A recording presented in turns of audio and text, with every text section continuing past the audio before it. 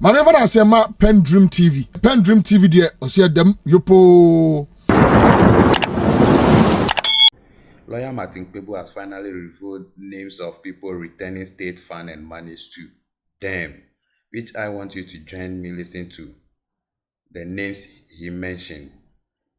But before we go, this station still remains PENDREAM TV, the only channel that brings you the best and latest updates in politics. If you are new here, please don't forget to subscribe to the channel, hit the notification bell, like and also share to other members to watch as well. You can equally leave a comment at the comment section after watching, or send us a voice note on our WhatsApp number, which is 0277 128 777.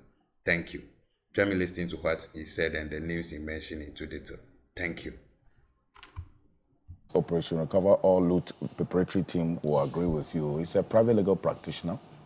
Lawyer Martin Kpebu, I mentioned earlier, is going to be joining us. Good morning, Counsel. Welcome. Yeah. Good morning, Mr. Kansi. Thank you. Well, the proposition of Mr. Jackson is that focus on the loot and leave the prosecution. But then again, you would also understand why some would disagree, because there has to be a deterrent. If it was just about taking money that had been allegedly stolen and not punish the people who stole them, what would deter anybody from stealing money? Counsel.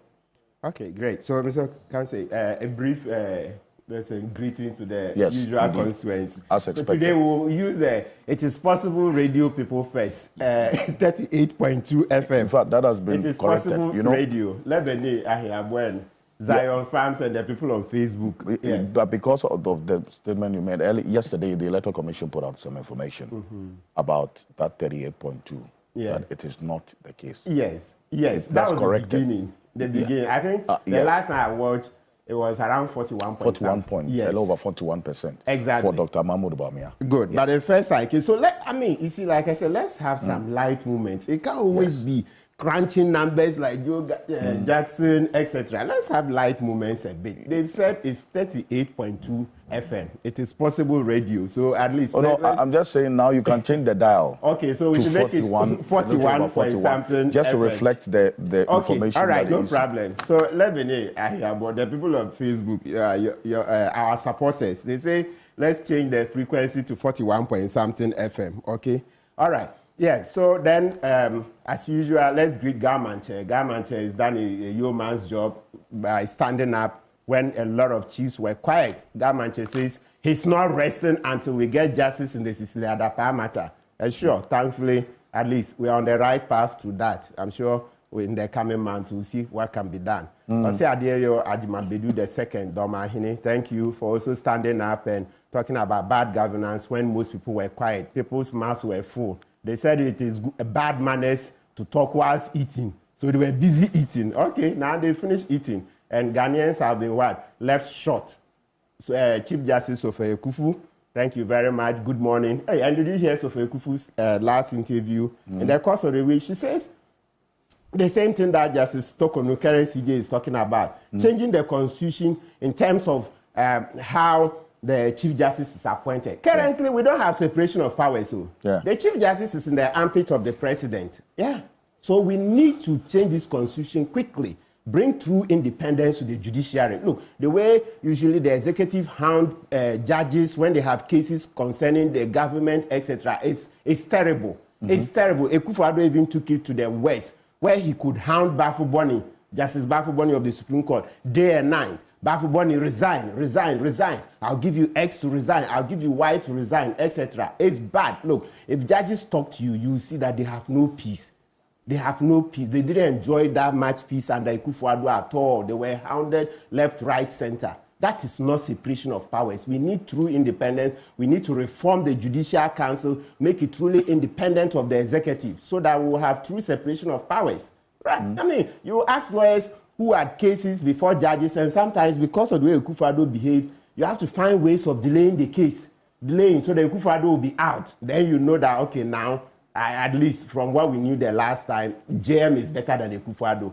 He will not hound as much. But just to avoid anything at all like that, let's just change the constitution.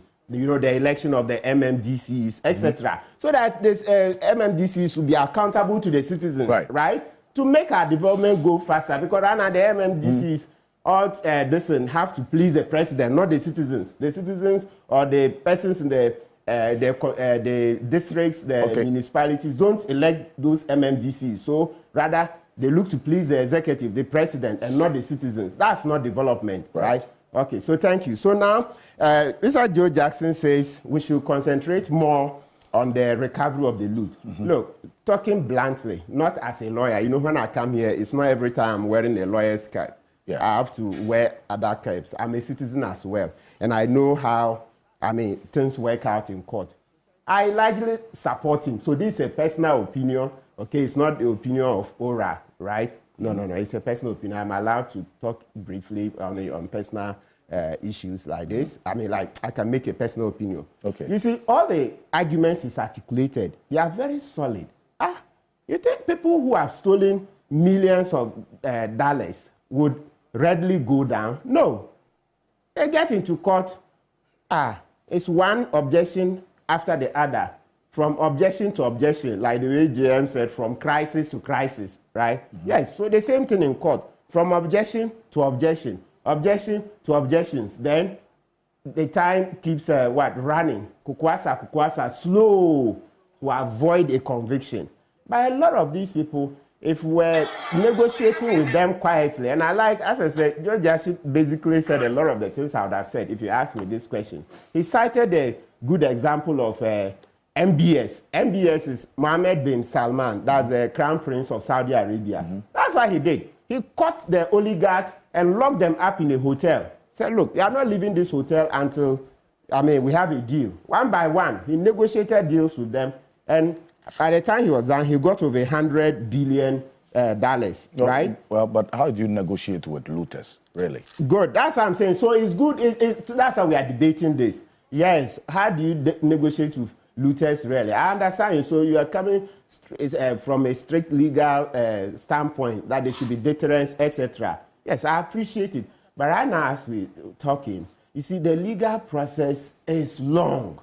It's frustrating, right? So if somebody wants to give up the cash quietly, it's not possible. We are talking, okay, as I said, I'm not talking for ORA, okay? I'm a citizen. I was always here before ORA came. If we were to say, oh, don't talk because you're ORA, no, we'll stifle debate, right? So let's look at it. Let's take the example of the venture capital case, Lawyer Lassie and the others. They returned the money.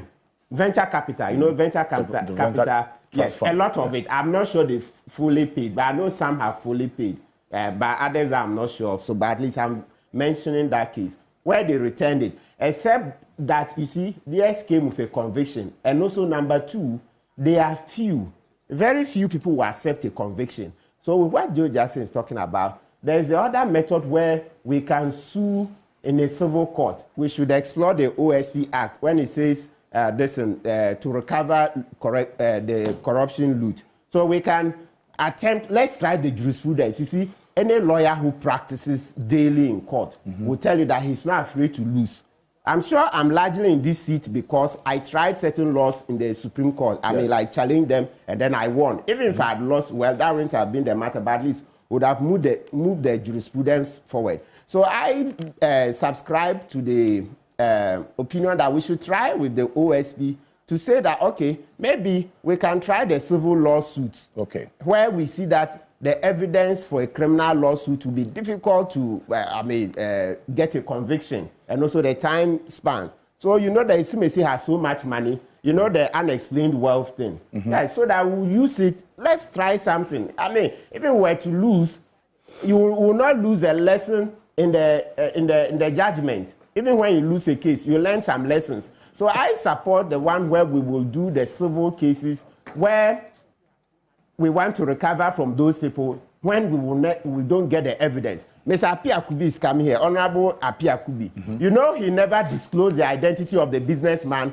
who brought the Ghana Must Go cash to Parliament. And so it frustrated that case. Honorable Barra, you're in that Parliament.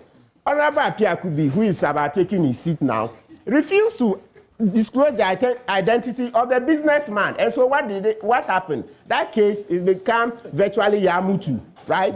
So that's a practical lesson. So what we are saying is that, listen, there's a lot of brinkmanship, right? People who have committed crimes, criminal offenses especially, don't want to go down. And our systems are not strong enough, okay?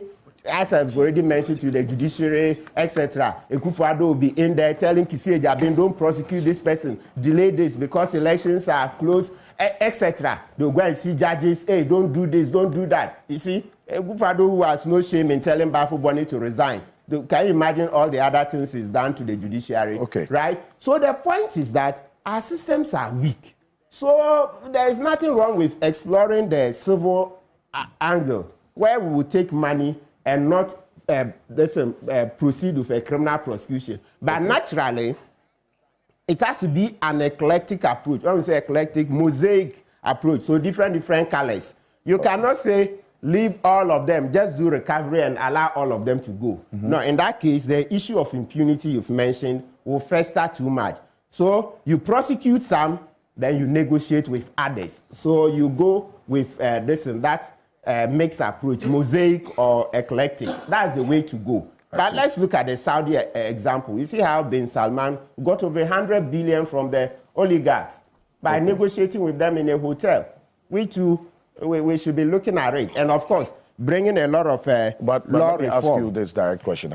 With the oral preparatory team, have you had anybody come to you with the loot that they have taken away? That, look, you know what, I don't want any trouble, so you take the money quietly. Okay, so you know that from our mandate, we are preparatory. So being preparatory, our mandate doesn't involve actual recovery of the loot. That will be in the second stage. Okay. But at least there are examples of people who say they are returning. Do you remember the example of the NIB boss who says, okay, you know, yesterday we went to the Agric Extension land around The NDA, the National Northern Development Authority? This one, NIB, National Investigative Bureau. Oh, Bureau. okay. Former BNI, yes. The boss. Yeah, he said, you know, because of the advocacy Okujeto was doing on it, and he just called Okujeto and said, listen, at least that's what Honorable Okujeto said. He said, I'm returning my land. I'm no longer interested. Leave me out of this. Yesterday, we went to that place. Then, so he's returned the land that... Yes, he says he's no longer interested. NIB boss, Atubra. I know Atubra a bit personally. Yeah, that's what Honorable Okujeto said. That Atubra says he's no longer interested in the land. Yesterday, we visited that land. Yesterday, we went to that place. We went to Labadi, where the Plea brothers have taken the land from the Labadi beach. Then we also went to NDA. NDA too, oh, they are taking their land, selling. Oh, but the CEO says that they haven't encroached on any land. Which one? The Northern Development Authority. Oh, yes, I went there. Oh, I have pictures on my phone. Hey. I saw you. That's why I'm asking you. He says, when you go there, you see fresh walls. In the last 1 week, they were building day and night. They've cut a lot of the land. I know the NDA office in Accra here, that's why we did the Constitutional Review Commission sittings, etc. Yeah, they've parceled it. Listen, even at one point, there's no space between the building and the wall. I'm telling you, you can send your cameras there, or you will see. At one part of the building, there is no space between the building and the wall. You will see that, which is against the building code. So I'm like, how can you even sell that? You sell so much and sell illegally. Of course, the whole transaction itself, we see it as illegal. Then they've gone extra, so quadruple illegal. There's no space between the building and the wall. That's against the building code, right? Yes. So that's one example. So we visited the Agric Extension land. We've seen a lot of it. You see the loot, how they were destroying government documents, the buildings. Well, they've parceled it out. But thankfully, since they've not started construction, that's one place that hopefully will be recovering a lot of the loot. Another, so you can see, you know, we get whispers, as I said. So with time, I'm sure when we enter the stage 2, which will be the actual recovery, there will be more people coming up to offer what they've looted. Yes, because the main thing, as we said, we need a reset mind for the reset itself, a reset mindset for the reset itself, so that, you know, if you continue to do the same things, you are not likely to get different results. Is that not what is attributed to Einstein? That it is insanity to do the same things and expect different results. So let's be looking at this recovery thing. Fortunately, you see, It's in our law. The only problem is that, so if you look, it's in the OSP Act, right?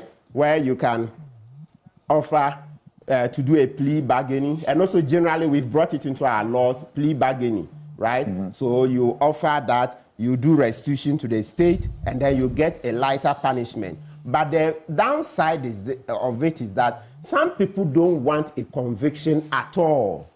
Some people don't want that tag of a conviction. So sometimes if you look at the value of the loot and it's worth it, what is it about a conviction? I know, as a lawyer, I appreciate it. But where, let's say, somebody will bring you $50 million, and that's in the context of the Ghanaian economy, $50 million.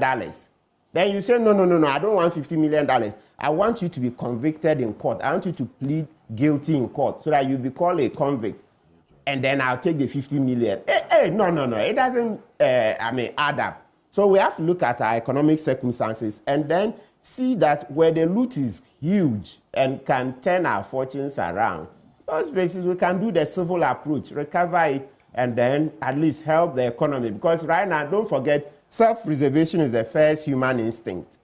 Self-preservation is the first human instinct. So where you are hungry, would you be, and there is food, you insist that no, somebody has stolen the food that belongs to all of us. We are hungry now. Then you insist that we want to convict him in a court of law. We want to embarrass him before we collect the food. How? Well, you see, as you indicated, that's your personal opinion, you know, because I also hold a personal opinion, which is different from what you're saying, you know, because then again, we've gone on this path before, as you indicated. People have stolen and they have returned the money quietly. We didn't make noise about it. And some will also argue that that's why it's encouraging others to steal, because they know that after a certain period, they can recover, they just return a portion of it and say, you know, this is how much I've stolen, take it. How do you even authenticate that the $50 million the person is returning is actually what the person looted, but not more, you know? So we can go on and on about this, but look at different sides of this. Is why I welcome Professor Aaron of Jampo. Bembuache is a client. You know, Bembuache is the ASAP is the first plaintiff in the case against SML. You know, we want to recover the money. Yeah, Bembuache has fought a lot in the sector. Even in the case we did against Ekufuado, the Domlevo matter. Yeah, ASAP was also part. CDD, ASAP, and the other One Ghana movement, Senyo Husi, Samson Ladia, Yenenienko. Yeah, they were part. So Wachi does very well in the sector. Except as for privatizing ECG, I'm against it. Totally against it. Look, let's put it bluntly this way. The main challenge we find with ECG is the government interference and the stealing. You see, something that should cost 1 cedi, they will make it 20 cedis. You remember the Haptel contract. Thank God, it's one of the reasons we voted out Ekufuado and Bawumia, so that you see the Haptel contract. They are making too much. You know, even before Haptel came in, the ECG had its own software. But because Bawumia and Co wanted to make money, then they brought in Haptel. Or the issue that someone said is not related. That the ownership has no relations or involvement with the former vice president. But you know how politicians will do it. He will be insane to write his name there as a shareholder. I am saying it on authority that Bawumia is benefiting from the Haptel contract. People in the industry know it. People in the industry know it. Ekufuado and Co. Listen, when you go into ECG, they're rot. So what we need is crazy Ghanaians, and let the president let them work. You see, are we saying we don't have enough passionate Ghanaians who run ECG? There are very many honest people who are crazy. The type that even if his mother comes to ask for a job in ECG, he will say, "Ma'am, please, there's no job here. Go home." Those are the people we should select and give them ECG. If you give it to the ordinary politician or you give it to a greedy, of course, when I say greedy, I'm not insulting. What I mean is that by profile, a lot of business people is greed because the quest to amass so much wealth, greed, right? So if you give it to the normal greedy businessman, he seeks to make money for himself. But that's not what we should be doing for ECG. We need selfless leaders to lead ECG. Are we saying Ghana we don't have enough? Okay. Are we saying we don't have enough? Professor Jampo, if they handed you ECG, your mom comes to ask for a job there, will you give your mom? The ECG trainer here. I get irritated. Let me add to that. You see, I also, Ben Watching makes a lot of sense in his analysis of this situation. It's just that, you see, the idea of asking that we privatize ECG panders to the challenges, okay, within the sector. But those challenges, if they are addressed, state-owned industries and these entities would be able to run, effectively on their own. I was talking to a friend in South Africa, and he was telling me that in South Africa, government schools are top-notch. You see, it is only when you go and misbehave in a government school that they go take you to private school. And private schools are not schools that even parents want to send their children to go. And everything being run about the government there works well. So how come in our part of the world, if things are running by government, they don't work well? And unless we send them to the private sector. So I think that there are challenges that, like you said, you need people. Sometimes it's the caliber of people we appoint in some of these things. If you appoint somebody and he's willing to work, and politician is interfering and he resigns, another person goes. He's not even to resign. He should come and hold a press conference like Martin Amidu and say, this way the president called me to give him 200 million. The next person going there will learn and will work.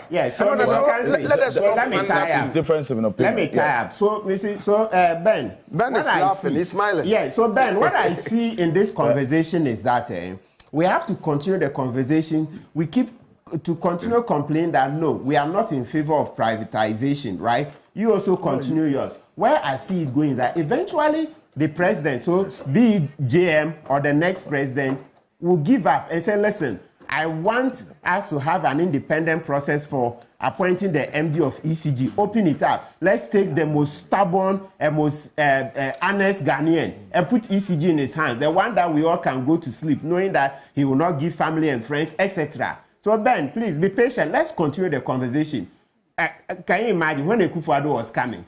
We were so excited. You see, even when he had 126 or even at a point 128 minutes, you see that we didn't complain much. People complain. What I mean is that there wasn't too much complaint to cause him to reverse. You see, you can complain, sit here and complain a bit, but it's not enough. But what I mean is that the conversation continued 8 years down the line. JM had to commit to what? 60. Just 8 years. So please, there's value in the conversations we are having here. We are conscientizing ourselves, and then eventually we'll get results. No, it's just, that's why I said that there are divergent views on this matter. That's why when you make reference to the fact that, there's this man, Vincent Kpebu. Vincent Kpebu, he was in charge of National Service. NDC time. One crazy guy. They farm, they did a lot of farming. So if Mr. Wachi makes the point. Thank you for staying tuned. PENDREAM TV really appreciate your time and what you are doing for us. Please keep the channel alive by sending the links to other friends to also watch what is happening around the globe. Please, if you're a new member, do subscribe as well. Turn the notification bell on so that you'll be notified duly of anything that will be loaded onto the channel. Thank you. PENDREAM TV now, so far so good. Say open online portal e wo Ghana. Nipa share, nipa follow, nipa comment here. To my best of knowledge, without any biases, PENDREAM TV.